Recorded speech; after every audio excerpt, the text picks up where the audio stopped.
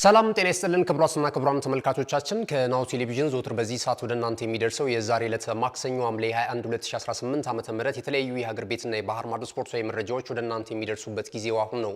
እስከ መረጃዎቻችን ፍጻሜ ድረስ የምንጋብዛችሁ የመረጃዎቹ አዘጋጅና አቅራቢ ገዛኸኝ ዱላ፣ የካሜራ ባለሙያችን ቢቂላ ተስፋዬ ከኛ ጋር ቆይታ ያደርጋል። አብራችሁኑ ነው። ወደ ቀዳሚው መረጃችን ስናልፍ የኛውን ቀዳሚ እናደርጋለን። በአውሮፓ አምስቱ ታላላቅ ሊጎች እየተሳተፉ የሚገኙ ክለቦች የአቋም ፍተሻ ጨዋታቸውን እያከናወኑ ይገኛሉ። በዛሬው ዕለት የእንግሊዙ ክለብ ቼልሲ ከሜዳ ውጪ በማቅናት ወደ አውስትራሊያ ቀንቶ ዌስተርን ሲድኒን በገጠመበት የአቋም ፍተሻ ጨዋታ 6-4 በሆነ ውጤት ማሸነፍ ችሏል። ዣቪ አሎንሶ የመጀመሪያ ጨዋታቸውን ባደረጉበት በዚህ የአቋም ፍተሻ ጨዋታ ላይ በድምሩ 10 ግቦችን ተመልክተናል። ለቼልሲ አሸናፊነቱን ግቦች ዳትሰን ስታፖን እንደዚሁም ዳሪዮ ኤሱጎና ጂሚ ጊትሰን እንደዚሁም ጆ ፔድሮ ደግሞ በጨዋታ ላይ 3 ግቦችን ከመረብ በማሳረፍ አትሪክ መስራት ችሏል። በቀጣይ ቅዳሜም የሚያደርጉትን የአቋም ፍተሻ ጨዋታዎች እንደዚሁ የሚያከናውን ይሆናል። ቼልሲዎች በዚህ ጨዋታ ላይ በተለይ የቡድኑ አዲሱ አሰልጣኝ ዣቪ አሎንሶ አዳዲስ ወጣት ተጫዋቾችን እንደዚሁ ለመመልከት እድል አግኝተው ነበረ። በርከት ያሉ ጎሎች ናቸው ከመረብ ያረፉት በሁለቱም ክለቦች በኩል። ነገር ግን ደግሞ እጅግ በጣም አዝናኝ የሆነ ጨዋታ እንደነበረ ተመልክተናል። በቀጣይ የሚያደርጓቸው ጨዋታዎች ይጠበቃሉ። በዝውውር መስኮቱም ሰማያዊዎቹ እንግዲህ ሰፊ ተሳትፎ በማድረግ አዳዲስ ተጫዋቾቻቸውን ወደ ስብስባቸው እንደዚሁ መቀላቀላቸውን የቀጠሉበትም ሂደት ተመልክተናል። በነገው ዕለትም የሚደረጉ ጨዋታዎች አሉ። ዛሬም እንደዚሁ ሌሎች ጨዋታዎች ይከናወናሉ። በአቋም ፍተሻ ጨዋታ በተለይ የእንግሊዝ ፕሪሚየር ሊግ ክለቦች የሚያደርጓቸው የአቋም ፍተሻ ጨዋታዎች ይጠበቃሉ ማለት ነው። ወደ ሌላኛው መረጃችን ስናልፍ የጣሊያን ብሔራዊ ቡድን እናገኛለን። የጣሊያን ብሔራዊ ቡድን አዲስ አሰልጣኝ ለመሾም የተለያዩ ስራዎችን ሲሰራ መቆየቱ የሚታወስ ነው። ከዚህ ቀደም ስፔናዊውን አሰልጣኝ ፔፕ ጋርዲዮላን ለመቅጠር ያደረገው ጥረት እንዳልተሳካለት ይታወቃል። ስፔን ድረስ በማቅናት በተለይ ደግሞ የፌዴሬሽኑ የቴክኒካል ዲፓርትመንት አመራሮችን ፓውሎ ማልዲኒ እንደዚሁም ፌዴሬሽኑ ላይ በላቀ ሁኔታ እየሰሩ የሚገኙት አዳዲሱ አመራሮች ፔፕ ጋርዲዮላን ለመቅጠር ጥረት አድርገዋል። ካርሎ አንቸሎቲንም እንደዚሁ ለማምጣት ከዚህ ቀደም የተለያዩ ጥረቶችን ሲያደርጉ እንደነበረ ይታወሳልና እንግዲህ ከዓለም ዋንጫ ረጅም ጊዜ እየተቆጠረ ነው የሚገኘው የጣሊያን ብሔራዊ ቡድን ተሳትፎ ካደረገ ማለት ነው። 3 የዓለም ዋንጫዎች አልፈውታል። የ2018ቱ የሩሲያ ዓለም ዋንጫ፣ የ2022ቱ የካታር እንደዚሁም አሁን በቅርቡ የተጠናቀቀው ደግሞ በ3ቱ ሀገራት ጣምራ አስተናጋጅነት በተከናወነው የ26ቱ የዓለም እግር ኳስ ዋንጫ የውድድር መድረክ ላይ የጣሊያን ብሔራዊ ቡድን አልተመለከትንምና መላው ጣሊያናውያን አዲስ አሰልጣኝ እንዲመጣላቸውና ብሔራዊ ቡድን ወደ ቀድሞ ገናናነቱ እንዲመለስ እንደዚሁ ጥረት ሲያደርጉና ቅሬታቸውን ሲያቀርቡ የነበረበትን ሂደት እናስታውሳለን። እንግዲህ የፔፕ ጋርዲዮላ ለመምጣትን ተከትሎ አንድሪያ ፒርሎ የቀድሞ የጣሊያን ብሔራዊ ቡድን ሌጀንድን ለማምጣት ጥረት አድርገው ነበረ። ረጅም ጉዞ አድርገው እንግዲህ በስተመጨረሻ በተለይ አንድሪያ ፒርሎ ከሩሲያው ተቋም ጋር በተለይ አወራራጅ ተቋም ነው ተብሏል። ከዚህ ተቋም ጋር አምባሳደር ሆኖ እየሰራ መገኘቱን ተከትሎ አሁን ደግሞ በዩክሬንና በሩሲያ መካከል ያለው ፖለቲካዊ ቀውስ ይታወቃልና የአውሮፓ ሀገራት አንዳንድ ሀገራቶች እንግዲህ እንደማይደግፉት ይታወቃልና ከዚህ ጋር ተያይዞ በፖለቲካ ምክንያት አንድሪያ ፒርሎ ወደ ጣሊያን ብሔራዊ ቡድን አሰልጣኝነት እንዳይመጣ እንደዚሁ መደረጉ ይታወሳልና ይህንንም ተከትሎ የፌዴሬሽኑ የቴክኒካል ዲፓርትመንት መሪ የነበረው ፓውሎ ማልዲኒ የቀድሞም የብሔራዊ ቡድን ሌጀንድ እንደሆነ ይታወቃል። እንግዲህ ከአመራርነቱ ራሱን አግልሏል። ሌሎችም አመራሮች እሱን ተከትለው ወጥተዋል ማለት ነው። ዛሬ እንግዲህ በወጣ መረጃ ወደ ጣሊያን የጣሊያን ቀጣዩ አዲሱ አሰልጣኝ በመሆን ለመሾም ከጫፍ የደረሱት ሮቤርቶ ማንሲኒ ናቸው። እኚህ አሰልጣኝ ከዚህ ቀደም በእንግሊዝ ፕሪሚየር ሊግ በማንቸስተር ሲቲ ቤት በውጤታማነታቸው ይታወቃል። ከዛ በኋላም እንግዲህ የጣሊያን ብሔራዊ ቡድንም በአንድ ወቅት ማሰልጠናቸው ይታወሳል። ዳግም እንግዲህ የጣሊያን ብሔራዊ ቡድን አሰልጣኝ ሆነው ለመሾም ስለመስማማታቸው እየተገለጸ ነው የሚገኘውና በ2030 የዓለም እግር ኳስ ዋንጫ የውድድር መድረክ የጣሊያን ብሔራዊ ቡድንን ወደ መድረኩ ይዘው ለመምጣት ትልቅ የቤት ስራ ተሰጥቷቸዋል። ከዛ ባለፈ ደግሞ የኔሽንስ ሊግ እና የአውሮፓ ዋንጫ ላይ የጣሊያን ብሔራዊ ቡድን በተሻለ ሁኔታ እንዲቀርብ እንደዚሁ ማዘጋጀት ኃላፊነት እንደሚወስዱ ነው እየተነገረ የሚገኘው። ለሚቀጥሉት እንግዲህ 6-5 ዓመታቶች በጣሊያን ብሔራዊ ቡድን በዋና አሰልጣኝነት ጣሊያዊ አሰልጣኝ ሮበርቶ ማንሲኒ እንደሚሾሙ ተነግሯል ማለት ነው። ወደ ሌሎች አጫጭር ስፖርታዊ መረጃዎቻችን ከማለፋችን አስቀድመን ተከታዮቹ መልእክቶች ወደ እናንተ ይደርሳሉ። አሁንም ቆይታችሁን ከናሁ ቴሌቪዥን ጋር እንድታደርጉ እንጋብዛችኋለን። አብራችሁ ነው። ካሽጎ በየትኛውም ዓለም ሆነው በማንኛውም ሰዓት ለወገኑ የሚደርሱበት ፈጣን የገንዘብ መላኪያ ተከፈተሉ። ማስተርና ቪዛ ካርዶን በመጠቀም ከ5 እስከ $20 የሚልኩበት አዲስ የገንዘብ መላኪያ መንገድ ካሽጎን ለየት የሚያደርገው የትኛውም የገንዘብ ዝውውር በፍጥነት አገልግሎት ከመስጠቱም ባሻገር ለማንኛውም አገልግሎት ምንም አይነት ክፍያ አለመጠየቁ ነው። በሀገራችን ታሪክ ገንዘብን ከውጪ ወደ ሀገር ቤት በማስተላለፍ በመተግበሪያ መልክ አገልግሎት መስጠት የጀመረው የመጀመሪያው ሀገር በቀል የገንዘብ መላኪያ ዘዴ ካሽጎ ከ4500 በላይ ባሉ የባንክ ቅርንጫፎች አገልግሎት እየሰጠ ይገኛል። ገንዘቦን በሰኮንዶች ልዩነት ውስጥ ይፈልጉ በአካውንቶ ወይንም በእጆ ቆጥረው የሚወስዱበት ልዩ ዘዴ። በቅርቡ ሁሉንም ኢትዮጵያዊ ባለቤት ለማድረግ ጉዞ የጀመረው ካሽጎ ዛሬውኑ መተግበሪያውን በስልኮ ላይ በመጫን የአገልግሎቱ ተጠቃሚ ሆኑ። ፍጥነት መለያችን፣ ኢትዮጵያን መክፈቻችን፣ ካሽጎ ነው መላኪያችን። ካሽጎ የአዲሱ ትውልድ ብራንድ። ተመልሰናል። ክቡራትና ክቡራን ተመልካቾቻችን እንግዲህ ኦፕታ ሱፐር ኮምፒውተር የተለያዩ ግምቶችን ያወጣል በየዓመቱ በሚደረጉ የሊግ ውድድሮች እንደዚሁም ዓለም አቀፍ የተለያዩ የውድድር መድረኮች ላይ የትኛው ክለብ ሻምፒዮና ሊሆን ይችላል፣ በተለይ ደግሞ በ26-27 የውድድር ዘመን የእንግሊዝ ፕሪሚየር ሊግ ላይ ሻምፒዮና ሆኖ ሊያጠናቀቅ የሚችለውን ክለብ በቅድመ ግምት እንደዚሁ አስቀምጧል። የተለያዩ ጥናቶችን በማድረግ ማለት ነው።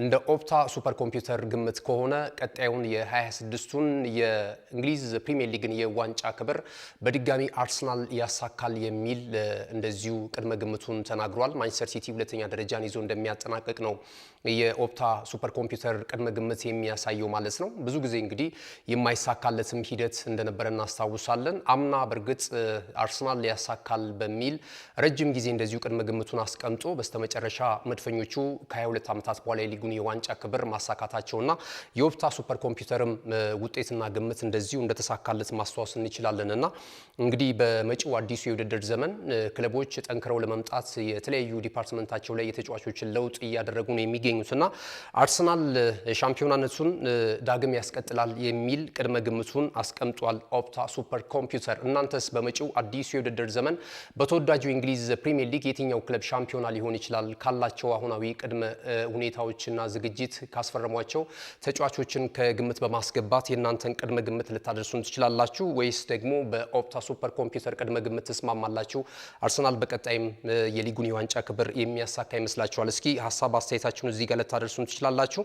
ወደ ሌላኛው መረጃችን ስናልፍ ማንቸስተር ሲቲ እንግዲህ በአዲሱ አሰልጣኝ ኤንዞ ማሬስካ ነው በአዲሱ ዓመት የምንመለከተው የተለያዩ አዳዲስ ተጫዋቾችን እያስፈረመ ይገኛል። ለምሳሌ ያህል የሄሎይት አንደርሰንን የዝውውር ሁኔታ ከኖቲንግሃም ፎረስት በ116 ሚሊዮን ፓውንድ ማስፈረማቸው የሚታወስ ነው። ሌሎችንም ተጫዋቾች ለማምጣት ጥረት በማድረግ ላይ እንደሚገኝ ይታወቃል።